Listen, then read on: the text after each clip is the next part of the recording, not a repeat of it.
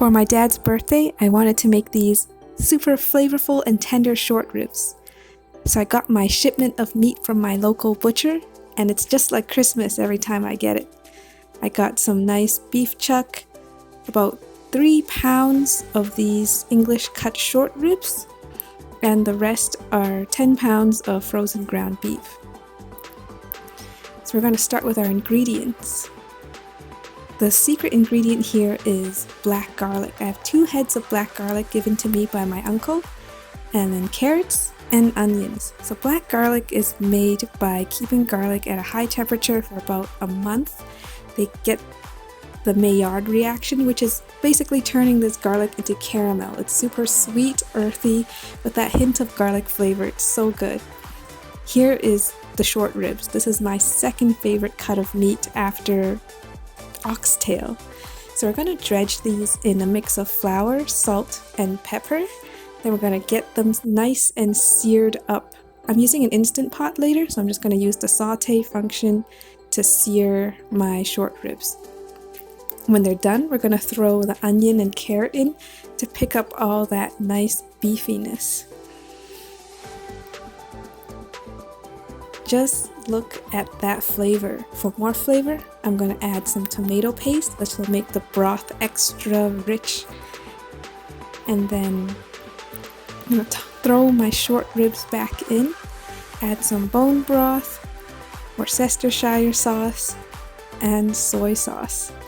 You can see that I don't really like to measure, I just add till it feels right. And then of course, our beautiful black garlic. I'm going to top it up with some water to make sure all the bones are covered, give it a stir, and then I'm going to put it in the Instant Pot. We're going to put it on the slow cook on high function for about 5 hours, and don't forget to set your lid to sealing. The next day, you can see how tender it is. It's falling off the bone. I can cut it with a spoon. I'm going to taste test this bite. Gotta make sure it's good enough for my parents. And the beefiness, the garlickiness, the sweetness, it's so good, and I'm so excited to share it with my family. So I'm going to pack it up and head over to my parents' place. So I'm going to start by preparing some sides. I'm here at my parents' place now. Let's peel up some potatoes. And this is the fat I skimmed from the short ribs. I'm going to use that to grease my pan for the potatoes. These are parboiled potatoes. I'm going to put a little bit more beef fat in there. I'm going to give it some vigorous stirring. I want the potatoes to turn a little fuzzy and break down, because it's this fuzzy part that's going to turn extra crispy when I bake it. My parents are really healthy, so they're going to chop up some veggies to go with the short ribs. Now it's time to serve. 1 piece for my mom, 1 for my dad to start. Here's the potatoes. I should have baked them a little bit more, but that's okay. It turned out pretty good.